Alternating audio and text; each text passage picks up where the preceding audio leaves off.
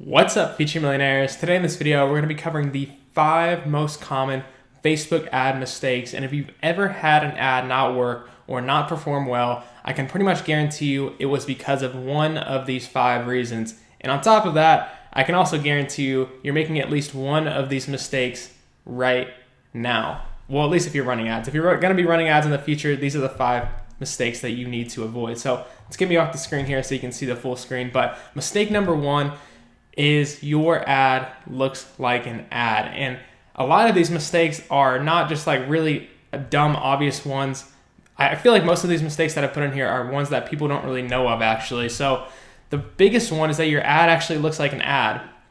And the best ads on Facebook don't even seem like ads. And I'll show you some real life examples of some good examples, but on the right side here, I've put an example of a bad example because, it's straight up obvious that this is an ad. There's more things wrong with this ad than that, but the main problem with running ads on Facebook when your ads look like ads is people on Facebook have a choice what they look at and what they don't look at because they're scrolling down Facebook.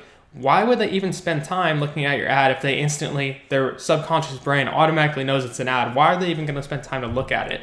And the other thing on top of that to know is Facebook rewards ads with high engagement. So you can tell how high your engagement percentage is by your relevance score, which is shown in the ads section of your ads manager. As a statistic, you'll get a score of 1 to 10. And like a 10 is the best score you can get, 1 is the worst score you can get. And the reason Facebook does this because it wants its people to be engaged on its platform, because if they're not engaged, they're going to leave the platform. So Facebook will actually reward you in your ad and give it and show it to more people for less money if your ad is highly engaging. And if your ad doesn't get attention in the first 0.5 seconds, it's just completely done. This is like the number one reason why people's ads fail. It's because they don't even capture attention in that first 0.5 seconds. It's literally only 0.5 seconds. Somebody's scrolling down the screen and they're going to decide whether or not to stop and look at your ad or not. And if they see something like this, I can guarantee you they're scrolling right past it. It's just impersonal. It's got like a stock looking kind of businessy corporate photo. It's just not very engaging to the normal person. And even if you're doing B2B, like you're working with people and people don't really want to see stuff like this. Even though it looks good, it's not really personable. It doesn't get your eye. It doesn't really get your attention at all. And while you can get results looking like an ad, your ads will perform much better if you can focus on making it engaging and a more engaging overall experience for the consumer. So always design your ads thinking about how can I first get my ad to engage someone, and then after you've engaged them, how can I then convert them into a customer? So always think about that engagement part first, actually getting their attention. And the best way to do that is to make your ad not even look like an ad, because when people see an ad, they instantly just scroll right past it and they don't even take the time to even read or see anything. Like the image is just like the first thing to see. The caption is the headline at the bottom there is probably about the second thing that they're going to see, and then the third thing they're going to see is the caption. But most of the time they don't even get to the headline or the caption if the picture automatically looks stock as heck. So here's a couple examples of ads doing it right. So I wanted to show you guys like what not to do and what to do, so you can kind of like tell the difference. So I've got a couple ads here. One's from Kinobody on the left, and even if you like him or hate him, you got to admit he has some really good ads. So like one of those ads, it doesn't even look like an ad. It says, "Let me take you through a day in the life." So like you literally want to watch this, and then at the end, obviously, he's going to sell you something, but it gets your attention. And Facebook rewards because people are going to go ahead and watch this video because of that. Even if they're not interested in the offer, Facebook's going to be like, "Oh, everybody's interested in this video. We're going to make this go viral."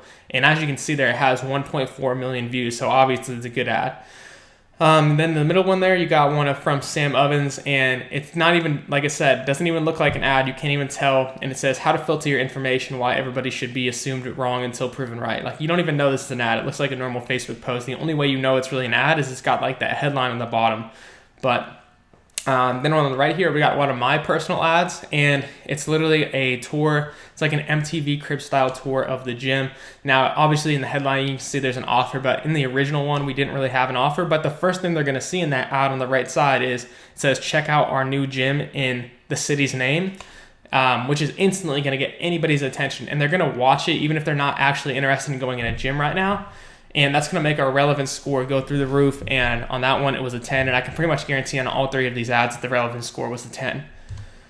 So mistake number 2 is a bad offer. And this one happens way too often. And when making an offer, the thing to know is the perceived value is the most important thing when you're creating an offer. It doesn't have to necessarily be the actual value. So if you look on the one right here, this is just overall terrible ad. But this is probably like one of the worst ads I've ever seen. But it says, order a free sim from O2 today. And I believe this is actually a really big company. And get £10 to spend at PreziBox.com when you top up, which nobody's even going to know what PreziBox is. And £10 is just like, this overall offer is just confusing. Like, why does somebody even want a SIM card? I don't even know. But you guys can obviously see this is a bad offer. Now, there's a lot of you guys are giving bad offers, but you don't even realize it. But you want to try to give as best as offer as you possibly can and make it sound the best it can. It doesn't have to actually be worth a lot of money. It just has to sound amazing. So, for example, saying something like a free consultation versus like take this 30-second quiz to see whatever, or like calling a free consultation something else like a free health assessment or something like that. I mean, you got to be creative with your wording and things like that, but perceived value is super important. And a lot of people just have bad offers. When you're given like $10, 10% off of something, I mean, nobody's going to take action on that. There's no really incentive when you're given like 10% off. That's such a low amount. And you've got to really think about how you can maybe get it into even some crazy numbers, like 50% off. If you're going to do like percentage off kind of deal, like whatever kind of free thing, something of free and really high offers are the things that worked best personally for me. So the thing you got to remember is if some of you guys are worried about, or if you have business owners that are worried about giving away a lot for free, the thing to remember is the value ladder. And the more people you get in the door actually experiencing and trying out your service, your product, whatever you're offering, the more people that are going to end up buying. So you got to keep that in mind, because your competition is going to be willing to get more people in the door. And if you can get more people in the door to actually even try your service, then more people are going to buy. So for example, let's just use in a gym, because everybody understands the gym. Like if you give somebody a free 7-day pass, they actually come in there a lot more likely to become a client than if they were never come in. If you're really hard-headed about never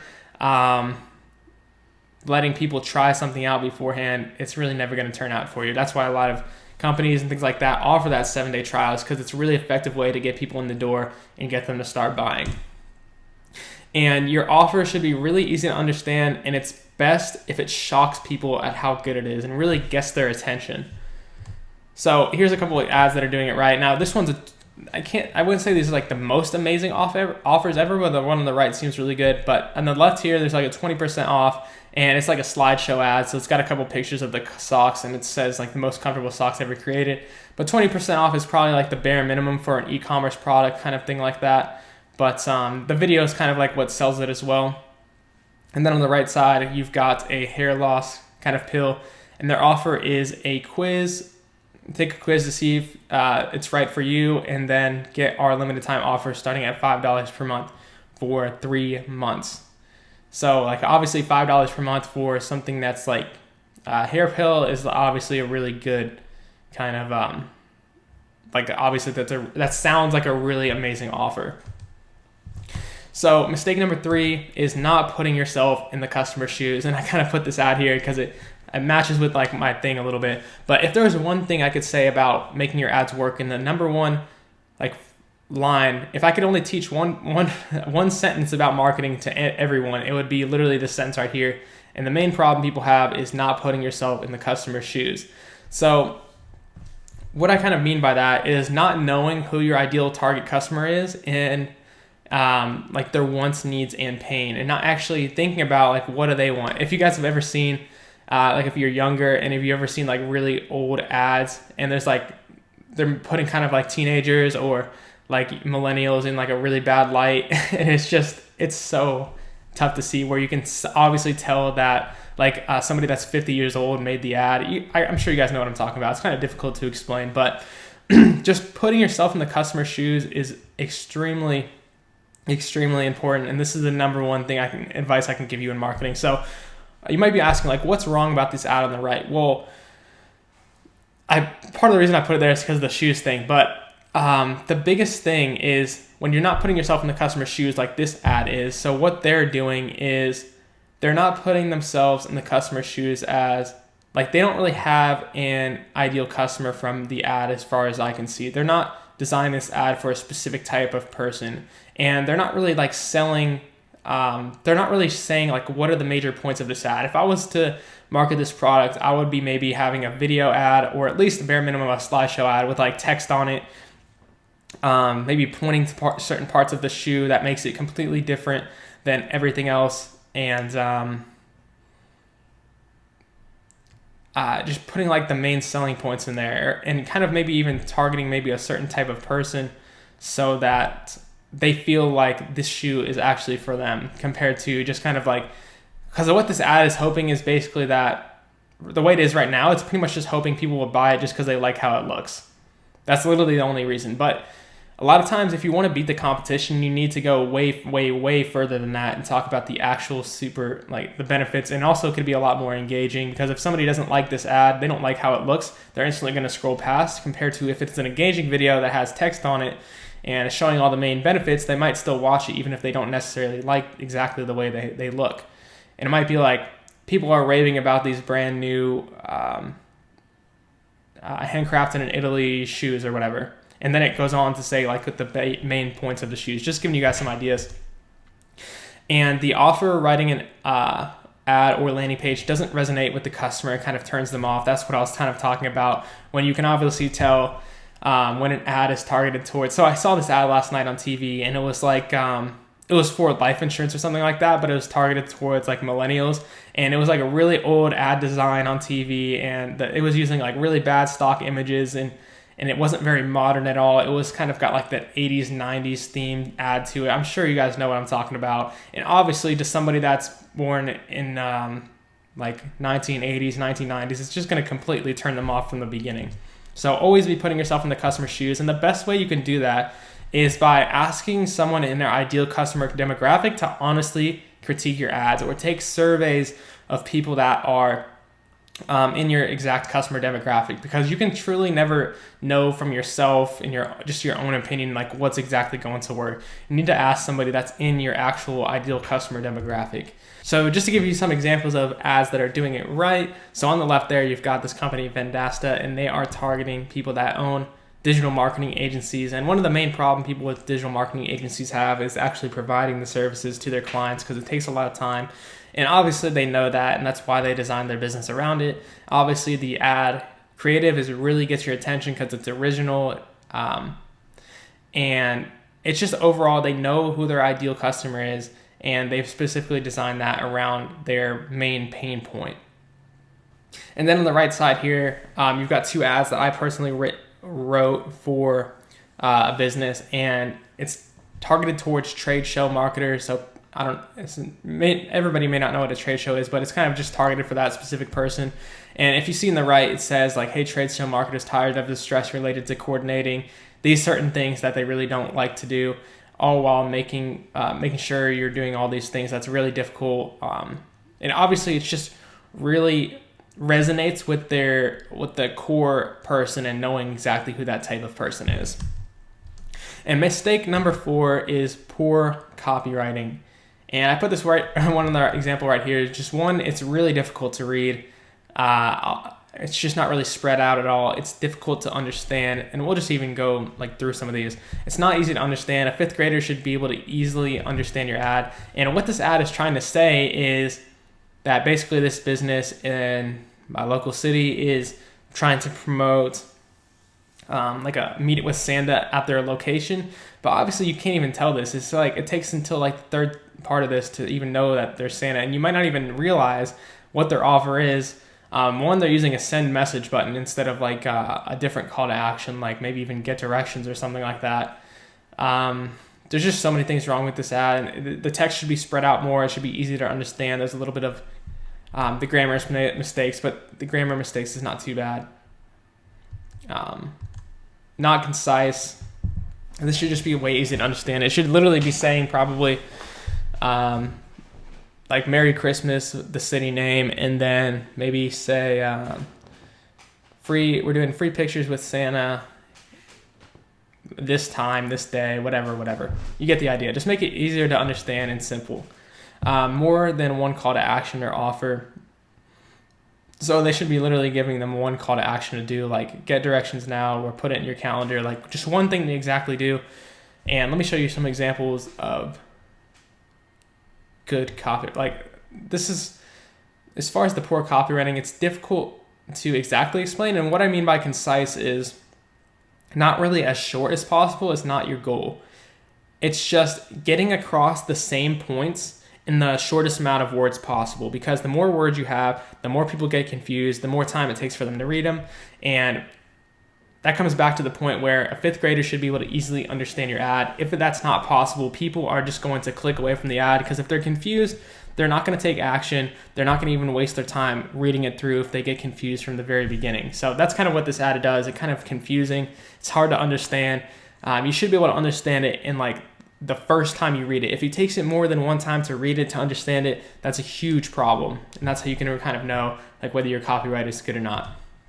And here's an example of an ad doing it right. Like I said, I'm not saying your copywriting needs to be short. It's actually, long copy is actually very effective. But by concise, I mean getting your same points across in as few words as possible. So keep that in mind. It's really important to know. But I'll just read you this ad so you can kind of get an idea of an ad that's doing a great job. One thing about this ad is the creative is great. They kind of use this double image here, that the image is actually the exact same. It just says his and hers. But the thing people's eyes are naturally going to do is try to compare it and find the differences. So that really just gets your attention from the beginning. But in the ad copy, so there's a little bit of controversy in the ad copy and like a trending topic. So let me read it for you here. It's 2016. Who says a ladies' razor has to be pink? Dollar Shave Club delivers amazing razors to both genders for just a few bucks a month. So the offer is good. It's like $4 or $5 per month for just a razor. And obviously it's got like a short, quick headline. It's to the point. It's concise. It's easy to understand. And it gives a simple call to action. Try the club today. Mistake number 5, and this is one that I didn't even know of before, but your ad is negative and it attacks people. So let me read this out on the right. It says, do you have a winning ad on Facebook but can't seem to scale it? Every time your ad budget doubles, it breaks your CPA and doubles. Trust us, we've been there, and so have all our speakers. And then the main thing is the headline is it's struggling to scale your ad campaigns, so did we. Now, this is okay. This is probably like the least mistake that matters, but it still does make a slight difference in Facebook's platform, because Facebook does not really like negative ads. And Facebook, believe it or not, before you even start running your ad, it can tell whether it's negative or not based on the text or the image. And Facebook doesn't really want people to feel bad. That's why it doesn't really like to promote negative ads as much. They want people to feel good. And like I said, it can read what's inside your text and your images. So if you have an image of like, it can tell you, like Facebook's probably reading this image. It's like, I see 5 people, one of them smiling. Like Facebook can literally read these things. And if there's a certain way you can actually see it, but Facebook literally writes these things in the like alternate text of the photo when it's uploaded. And Facebook probably they're probably not supposed to reveal this, but there is actually a way you can see the alternate text that Facebook writes, and it's proof basically that Facebook does read these photos and it knows what's in them. It's crazy how it works. And it probably might even say like ballroom or something like that, because you can kind of tell that's what it is. But it does the same thing with the words as well. And this isn't a huge downside, just like the words like struggling and making people feel bad. Facebook does give it a slight like negative buzz. So it's better to keep your ads positive if you can. It's not 100% necessary, but it is better if you can keep them more positive. So here's an example of an ad doing it right. So this image is pretty positive as well, but this image is even more positive. And the caption, it's kind of cut off, but the caption at the beginning says something like, when you've retired, this is another one from Sam Evans. It's like, when you've retired your parents to some like nice place or something like that. So obviously that's a more positive ad, and it's got like this extremely positive image, and this is actually one of his best performing ads. and it's like 4 people smiling. And faces is another thing that's a really big thing. When you have faces in your ads, it just naturally gets human attention more and it's more engaging. And Facebook knows this before it even promotes it to people, which is kind of interesting. So the final mistake that might be happening if you didn't mess up any of these other mistakes is you're simply not converting your sales. If you're getting leads, they must be called and texted within 5 minutes, preferably 5. Sorry for having the text a little bit darker here because I just had a little glitch, but no big deal. And if you're using a landing page, your landing page does not match the ad or it's confusing to customers. So that could be another reason why you're not converting or you're getting sales. And then lastly, your offer in the first place wasn't good if you have a high cost per click. So $2 is typically like the max that you want for most industries. And you want to try to aim for around $1 or less. It would be like my goal, my personal goal for most industries. And there could be a lot of reasons why you're not converting sales, but those are just a couple. And if you do actually happen to have ads that you're still having trouble with, I do have another video that I'll link to at the end of this one. It's like how to fix your Facebook ads with this one Facebook video. And that should help you troubleshoot your ads even further so you can figure out what your exact problem is with your ads. So if that video would help you, you can check it out at the end of this video. But with that said, hope you guys enjoyed the video and I'll see you in the next one. Jump off the diving board into shallow water. Oh, this a risk that I really, really thought I gotta. I'm chasing it.